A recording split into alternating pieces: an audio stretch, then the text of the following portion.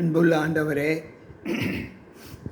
மீண்டும் உம்முடைய பரிசுத்த நாமத்தின் பலத்தோடு இந்த காலையின் ஆசீர்வாதத்தை பெற்றுக்கொண்டதற்காக உம்மை துதிக்கிறோம். வந்திருக்கின்ற எங்கள் ஒவ்வொருவருக்குள்ளும் உம்முடைய கிருபை இருந்து எங்களை மீட்டெடுக்கும். மீட்பர் இயேசு கிறிஸ்துவின் நாமத்தில் ஜெபிக்கிறேன் நல்ல பிதாவே, ஆமென். அன்பானவர்களே, கர்த்தருடைய வார்த்தைகளோடு இந்த நாளில் நாம் இணைந்த தெய்வருக்காய் ஆண்டவருக்கு நன்றிகளை ஏறெடுத்து தேவ சமூகத்தில் வந்திருக்கிற உங்கள் அனைவருக்கும் இந்த வெள்ளிக்கிழமையின் காலையின் வாழ்த்துக்களை தெரிவித்துக் கொள்கிறேன். கர்த்தர் நம்மோடு இருப்பாராக. இன்றைக்கு தேவ சமூகத்தில்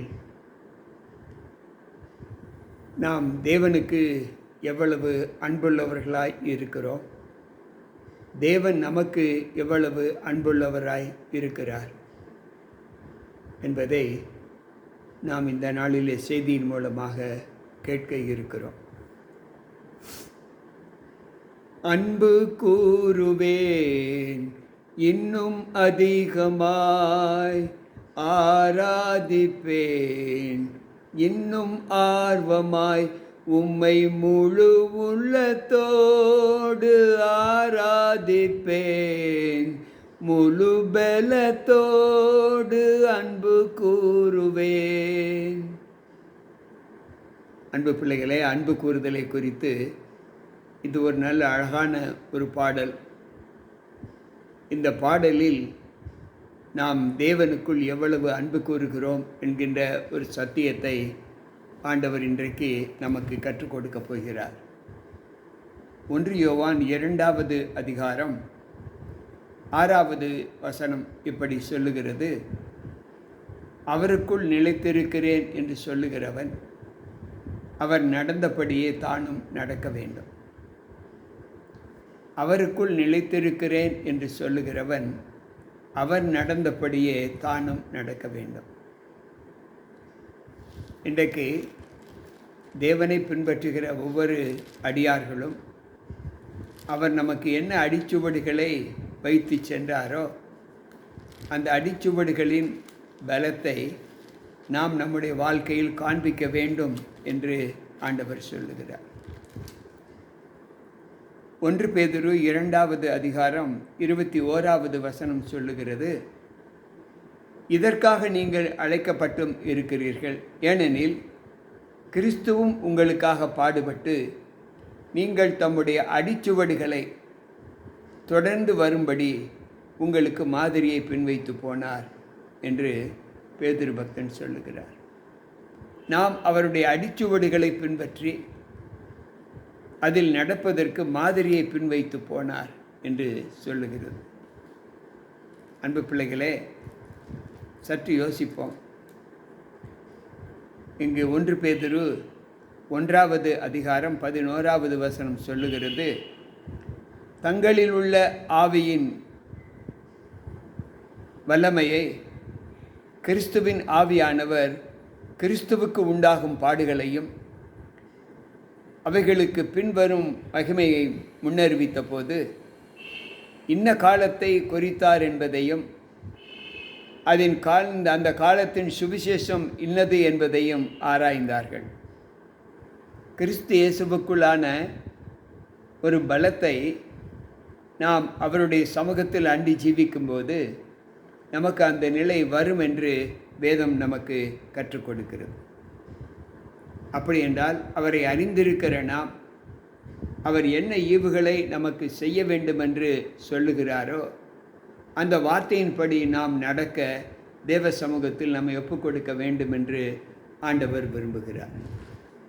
எனக்கு பிரியமான தேவ பிள்ளைகளே, 1 யோவான் 2வது அதிகாரம் 5வது வசனம் சொல்லுகிறது: அவருடைய வசனத்தை கை கொள்ளுகிறவனிடத்தில் தேவ அன்பு மெய்யாய் பூரணப்பட்டிருக்கும். நாம் அவருக்குள் இருக்கிறோம் என்பதை அதனாலே அறிந்திருக்கிறோம். யாதொருவர் கிறிஸ்துவின் மீது அக்கறை காட்டி அவருக்குள் நிலைத்திருக்கிறேன் என்று சொல்கிறார்களோ அவர்கள் தேவ வசனத்தை முற்றிலுமாக கை கொண்டிருக்க வேண்டும் என்று சொல்லுகிறார்.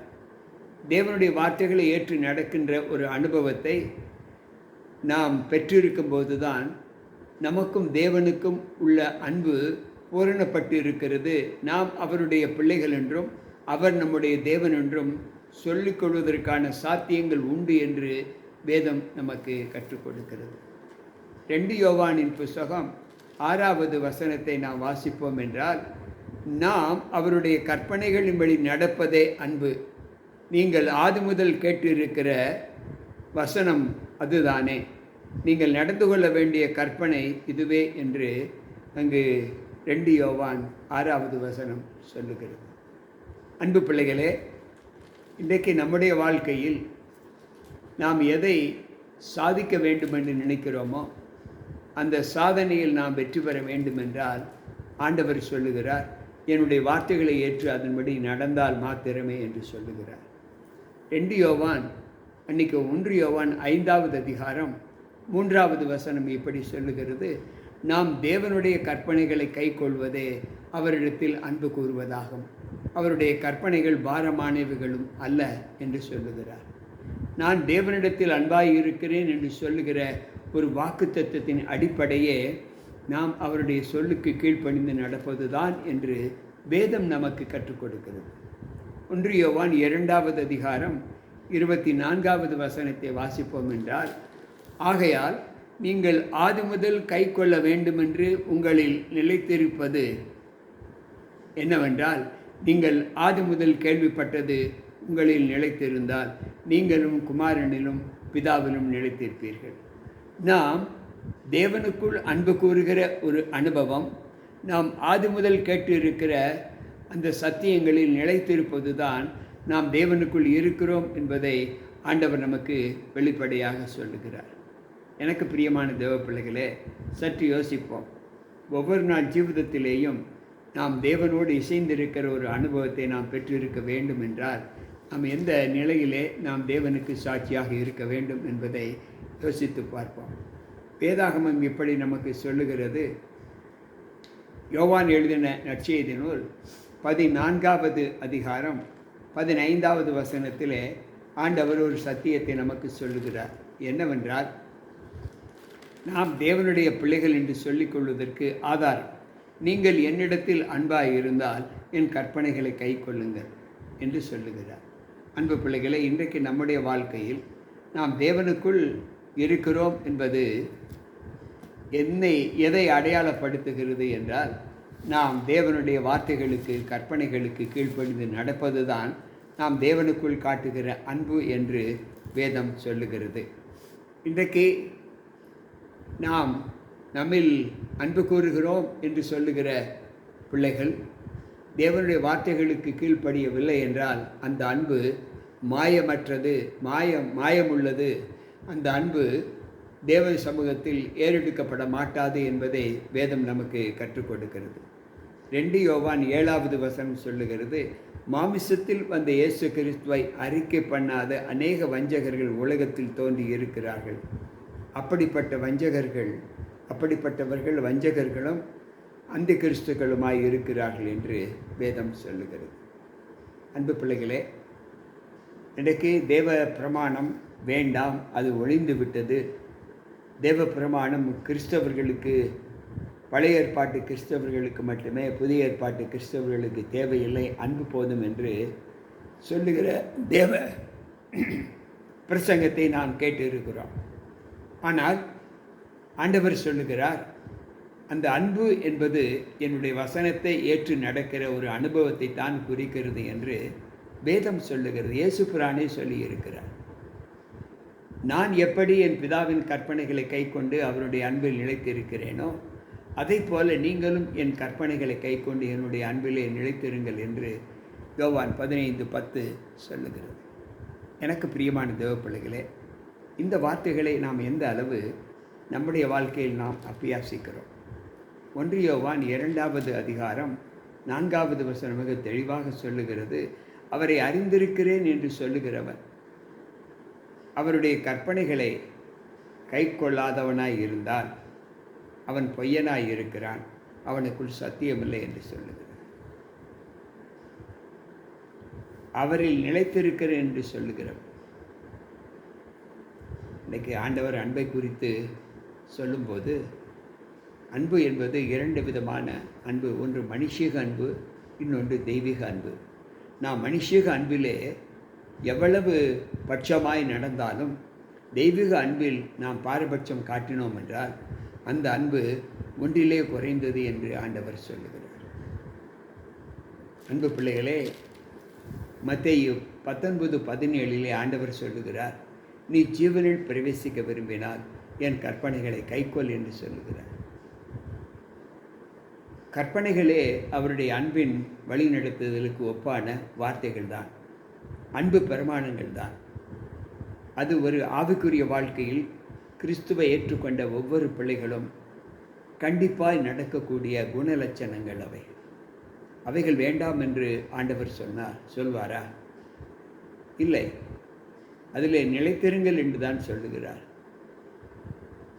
என்னில் அன்பு கூறுகிற எவனும் என்னுடைய வாக்குகளுக்கு செவி கொடுத்து நடக்க வேண்டும் என்று கண்டிப்பாய் சொல்லுகிறார். அன்பு பிள்ளைகளே, இன்றைக்கு நீங்களும் நானும் பரலோகத்திற்கு செல்ல வேண்டும் என்று விரும்பினார், ஆண்டவருடைய ராஜ்யத்தின் பிரஜைகளாக இருக்க வேண்டும் என்று விரும்பினார், அந்த அன்பின் வார்த்தைகளிலே நாம் நிலைத்திருக்க வேண்டும். அதிலே நிலைத்திருந்து அதன்படி கை கொள்ள வேண்டும் என்று வேதம் சொல்லுகிறது. சிலர் சொல்லுவதை பார்க்கலாம், இந்த கற்பனைகளை யாரும் கை கொள்ள முடியாது என்று. இல்லை, கிறிஸ்துவை ஏற்றுக்கொண்ட பிள்ளைகள் இந்த பலவீனத்தை ஒரு நாளும் சொல்லக்கூடாது.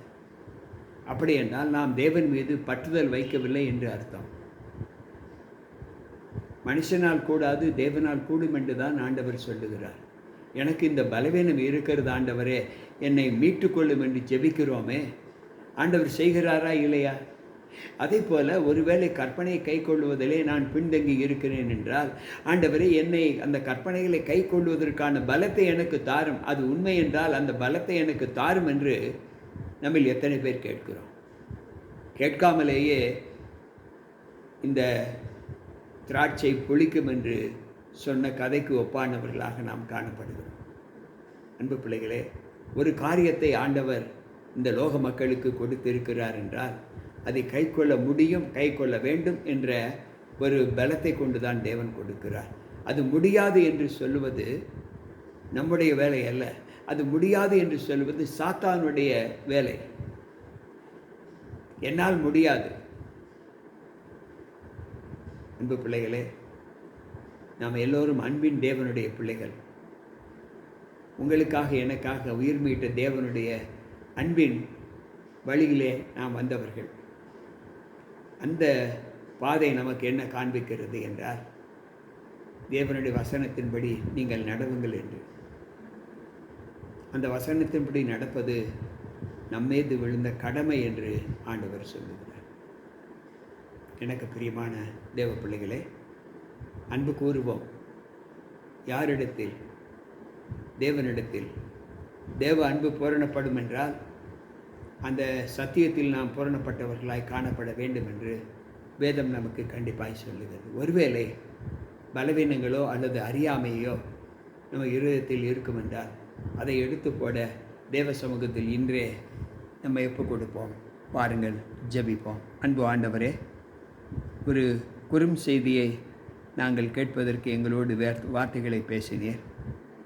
அன்பு கூறுகிற நாங்கள் அனுபவத்தோடு அன்பு கூற வேண்டும்.